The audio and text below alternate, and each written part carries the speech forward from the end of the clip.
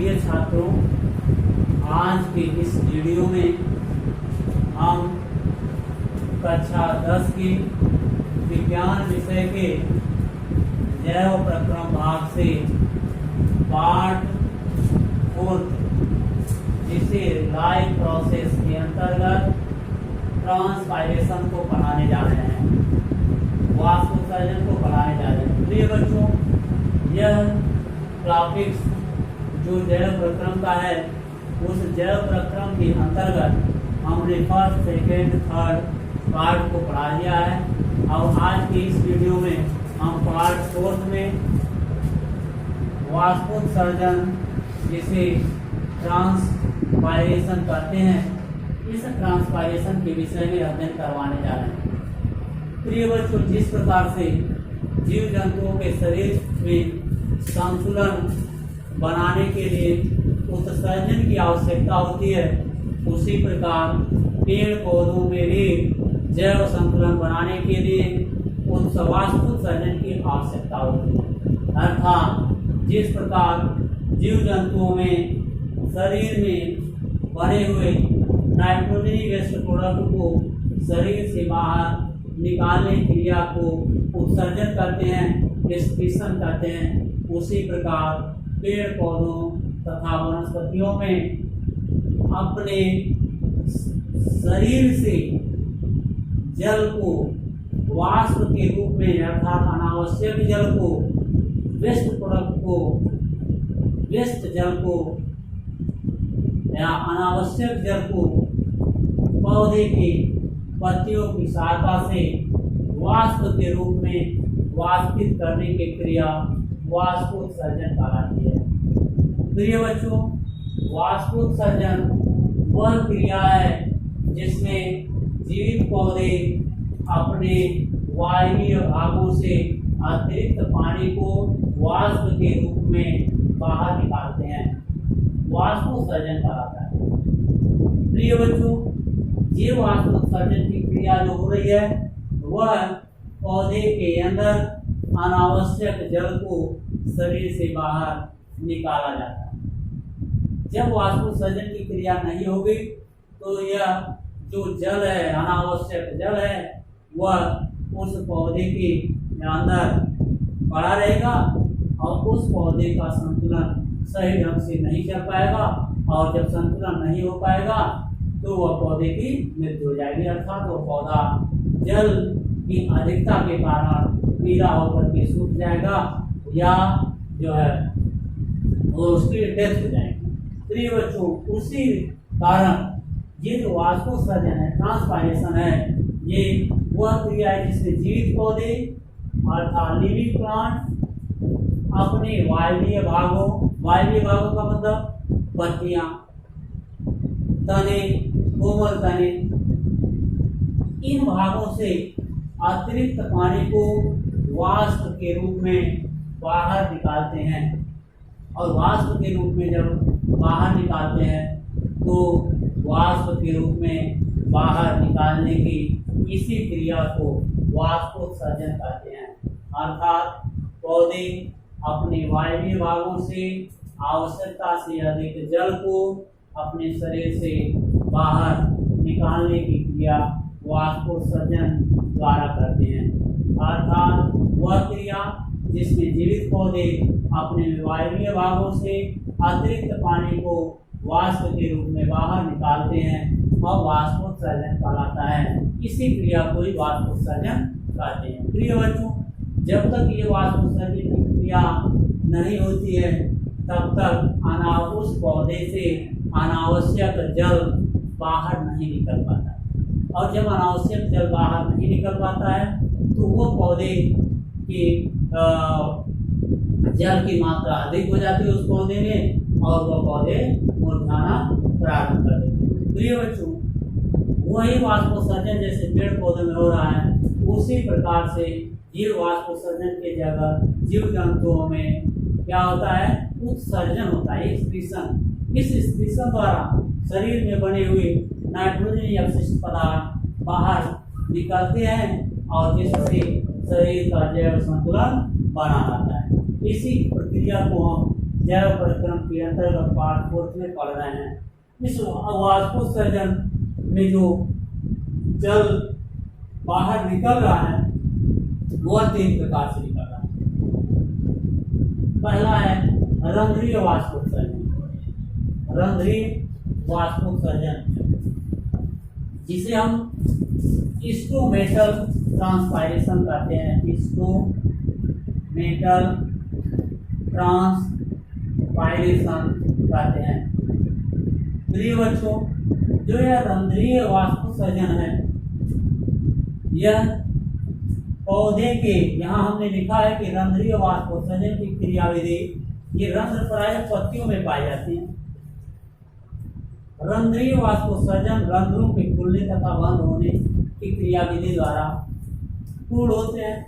अर्थात ये जो रंध्रीय वाष्पोत्सर्जन है, ये लगभग 90% जल हानि करता है। अर्थात ये रंध्रीय वाष्पोत्सर्जन बहुत तीव्र गति से होता है। अर्थात ये 90% जल को रिलीज कर देता है और ये पौधे के पत्तियों में रंध्र के रूप में पाया जाता है। और ये रंध्र जो होते हैं वह खुलने और बंद होने की क्रियाविधि द्वारा भी समझ सकते हैं। अर्थात ये जो रंध्र होते हैं ये खुलते भी हैं और बंद होते हैं। अर्थात इन्हें opening and close type of stomata के रूप में भी अध्ययन करते हैं। प्रिय बच्चों, ये जो रंध्र होता है, ये जो रंध्र है ये पौधे के पत्तियों के बाह्य भागों में पाए जाते हैं।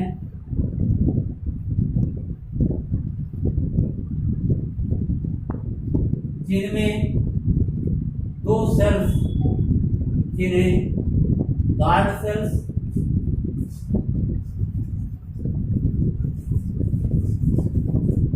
जिसे रक्षक कोशिकाएं कहते हैं, रक्षक कोशिकाएं कहते हैं। इन रक्षक कोशिकाओं के द्वारा ये स्टोमेटा घिरे होते हैं। ये स्टोमेटा है, स्टोमेटा है अर्थात रंध्र है जो रक्षक कोशिकाओं द्वारा घिरे होते हैं। प्रिय बच्चों, ये रक्षक कोशिकाएं अन्य कोशिकाओं द्वारा भी घिरी होती है। इन अन्य कोशिकाओं को सब्सिडरी सेल्स अर्थात सहायक कोशिकाएं भी कहते हैं। सब्सिडरी सेल्स अर्थात सहायक कोशिकाएं, सहायक कोशिकाएं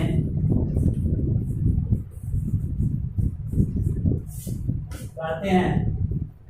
इन्हीं कोशिकाओं द्वारा ये स्टोमेटा, जिन्हें हम रंध्र कहते हैं, ये घिरे होते हैं। प्रिय बच्चों, जब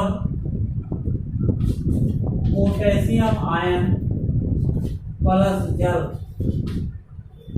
का कंसंट्रेशन अर्थात ये पोटेशियम आयन और जल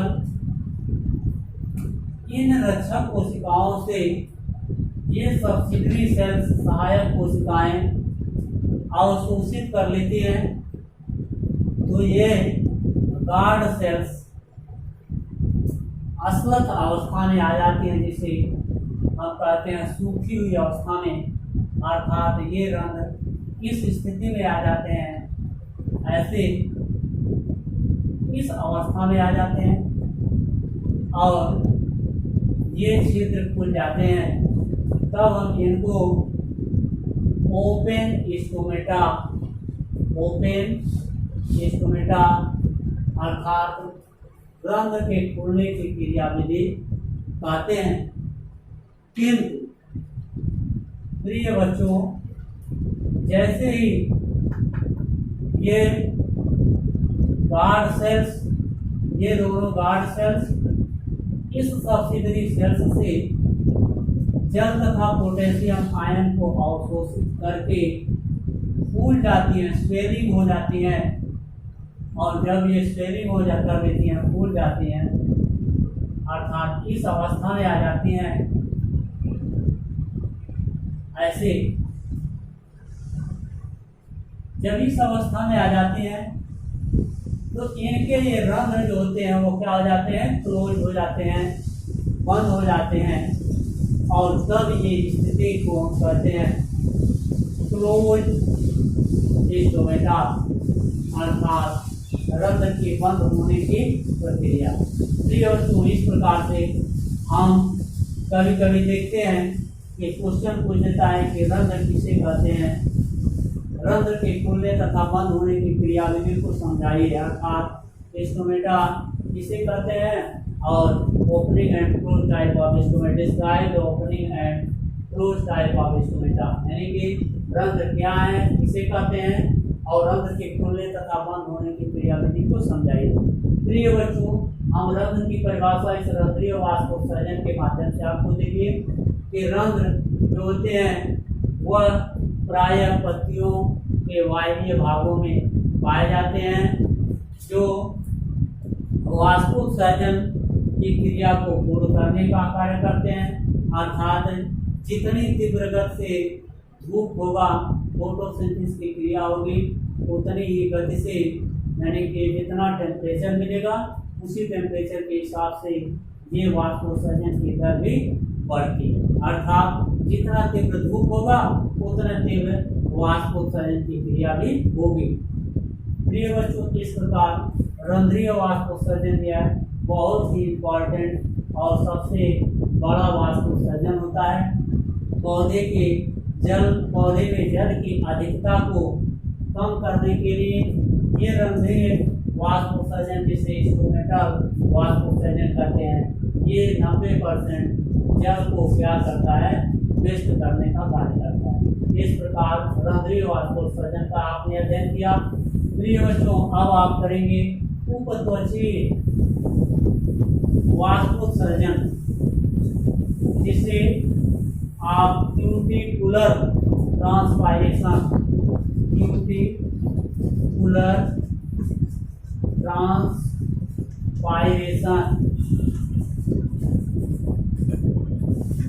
कहते हैं, उपत्वचीय वाष्पोत्सर्जन कहते हैं।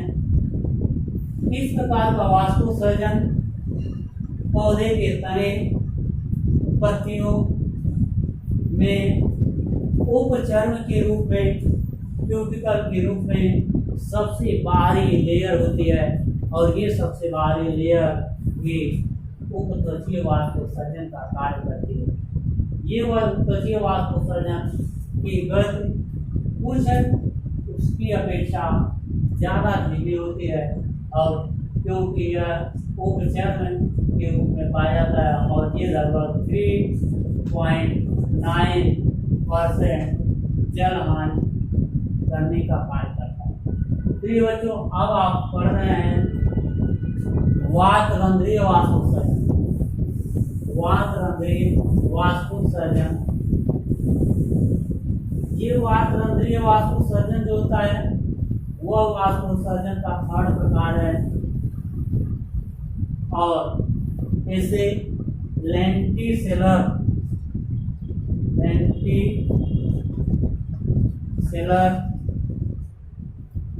ट्रांसपायरेशन करते हैं।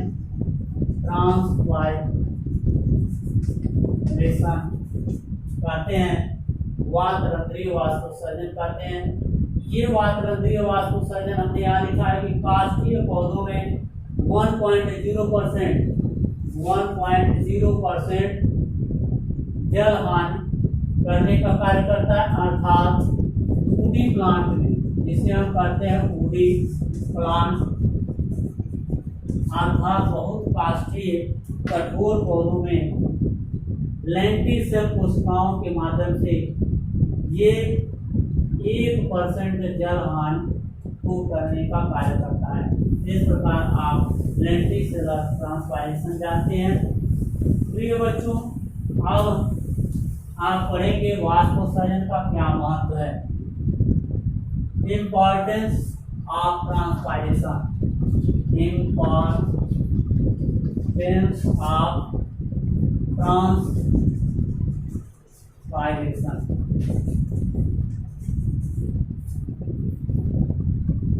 अब वाष्पोत्सर्जन का महत्व जो है ये आप जानते हैं कि कुछ इसके लाभ भी है, कुछ हानियां होती हैं। इस ट्रांसपायरेशन के कुछ लाभ ऐसे हैं कि पहला लाभ यहाँ लिखा है कि अतिरिक्त जल का निस्तारण। प्रिय बच्चों, ये वाष्पोत्सर्जन जैसे हम लोगों के शरीर में जो नाइट्रोजनी वेस्ट प्रोडक्ट है, उस नाइट्रोजनी वेस्ट प्रोडक्ट को अगर शरीर से बाहर नहीं निकालते हैं समय आवश्यकता के अनुसार, तो शरीर का जैव संतुलन डिस्टर्ब होगा और जो भी सर्जी अंग है वो डिस्टर्ब होंगे और वह नाइट्रोजनी वेस्ट प्रोडक्ट आपके लिए पॉइजन का काम करेगा और वही पॉइजन आपके शरीर को क्या करेगा, डेथ की तरफ पहुंचाएगा। लेकिन उसी प्रकार इस इम्पोर्टेंस ऑफ ट्रांसपायरेशन में वाष्पोत्सर्जन के महत्व में पहला महत्व अभी हम आपको बता रहे हैं कि अतिरिक्त जल का निस्तारण, अर्थात जब वो पौधे में आवश्यकता से अधिक जल अवशोषित हो गया है, यानी कि अतिरिक्त जल का निस्तारण, जब हम आवश्यकता से अधिक पेड़ पौधे जब आवश्यकता से अधिक जल को अवशोषित कर लेते हैं, तो अगर ये वाष्पोत्सर्जन की क्रिया, ट्रांसपायरेशन की क्रिया नहीं होगी तो ये जो आवश्यकता के अनुसार जल है वो भी रहेंगे और अतिरिक्त जल भी रहेंगे, तो पौधे फिर सूख जाएंगे। लेकिन ये वाष्पोत्सर्जन की क्रिया जब होगी तो जो अतिरिक्त जल है वो अतिरिक्त जल वाष्प के रूप में वाष्पित हो जाएगा और जो हमारे पास आवश्यकता के अनुरूप रहने वाला जल है, आवश्यकता के अनुरूप जल, आवश्यकता के अनुरूप जल आवश्यक रूप से उपयोगी होगा। अब प्रिय बच्चों, दूसरा पॉइंट है इंपॉर्टेंस ऑफ ट्रांसपायरेशन, वाष्पोत्सर्जन के महत्व में दूसरा पॉइंट है खनिज लवणों की प्राप्ति। प्रिय बच्चों, ये आप जानते हैं कि मृदा में खनिज लवणों की बहुत ही कम मात्रा पाई जाती है, लेकिन जब पेड़ पौधों को खनिज लवण की पर्याप्त मात्रा आवश्यक है और जब खनिज लवण की पर्याप्त मात्रा आवश्यक नहीं मिलेगी उसको, तो वह पौधे में इस खनिज लवणों की पूर्ति नहीं हो पाएगी और वह पौधा रोग से ग्रसित होगा और धीरे धीरे वह डिस्टर्ब हो जाएगा, अर्थात ये अस्वस्थ हो जाएगा। तो जो इम्पोर्टेंस ऑफ ट्रांसपायरेशन है, इस वाष्पोत्सर्जन के महत्व में जो खनिज लवण की प्राप्ति है, वह जैसे ही ये वाष्पोत्सर्जन होगा, जितने तीव्र वाष्पोत्सर्जन होगा उतने दूर तक के जल को, अधिक जल को वह पौधा अपनी जड़ों की सहायता से अवशोषित करेगा और जितने अधिक जल अवशोषित करेगा उतने अधिक इसको खनिज लवण की प्राप्ति हो जाएगी। अर्थात जब ट्रांसपायरेशन वाष्पोत्सर्जन तीव्र होगा तो यह अधिक जल को अवशोषित करेगा और जब अधिक जल को अवशोषित करेगा तो इसको अधिक खनिज लवण की प्राप्ति हो जाएगी। इस प्रकार से थर्ड पॉइंट है ताप का नियमन। प्रिय बच्चों, जिस प्रकार जीव जंतु अपने शरीर जल की प्राप्ति करके अपने शरीर के ताप को नियमन एवं नियंत्रण करते हैं, उसी प्रकार पेड़ पौधे भी जल को प्राप्त करके आवश्यकता के अनुसार जल को प्राप्त करके उनका ताप का नियमन कर लेते हैं। उसी प्रकार जितना वाष्प उत्सर्जन होगा उतने तीव्र गति से जल का अवशोषण होगा, और उतने जल का जब अवशोषण होगा तो उतने पौधे के ताप का नियमन बना रहेगा, अर्थात टेम्परेचर वह बना रहेगा। चौथा पॉइंट है जल का समान वितरण। ये बच्चों, वाष्पोत्सर्जन की क्रिया जब एक समान गति से होगी पर जल का समान वितरण, अर्थात कि उस पौधे के जड़ों द्वारा जो अवशोषित जल एवं खनिज लवण है वह अपने अनुरूप अवशोषित करता जाएगा, और जब वाष्पोत्सर्जन की दर डिस्टर्ब होगी तो पौधे के किसी भाग में जल पहुंचेगा और किसी भाग में जल नहीं पहुंचेगा। अब पता क्या चलेगा कि उसके जिस भाग में जल नहीं पहुंचा हुआ टहनी सूखने लगेगी, या फल सूखने लगेगा, या पुष्प सूखने लगेंगे, और किधर पहुंचेगा उधर आप पौधे का स्वास्थ्य अच्छा रहेगा। इसलिए बच्चों, पांचवा पॉइंट हमने लिखा फलों में शर्करा की सांद्रता, अर्थात फलों में शर्करा की सांद्रता मतलब concentration of fruit in sugar. प्रिय बच्चों, जितना तीव्र ये वाष्पोत्सर्जन की क्रिया होगी, और ये वाष्पोत्सर्जन की क्रिया जब होगी तो आवश्यकता से अधिक जल, अनावश्यक जल जब उस पौधे से बाहर निकलेंगे तो उसके फलों में जो शर्करा की सांद्रता होगी वह अच्छी होगी, अर्थात वह फल अच्छे मीठे होंगे। प्रिय बच्चों, इस प्रकार हम आपको वाष्पोत्सर्जन किसे कहते हैं, वाष्पोत्सर्जन का के प्रकार के विषय में बता दिए, वाष्पोत्सर्जन के महत्व के विषय में बता दिए। अब हम आपको एक और टॉपिक से लिखे हैं बिंदु श्रावण, जिसे हम गटेशन कहते हैं। अब यह टॉपिक्स गटेशन और फोटोसिंथेसिस प्रकाश संश्लेषण आपको अगले वीडियो में पढ़ाएंगे।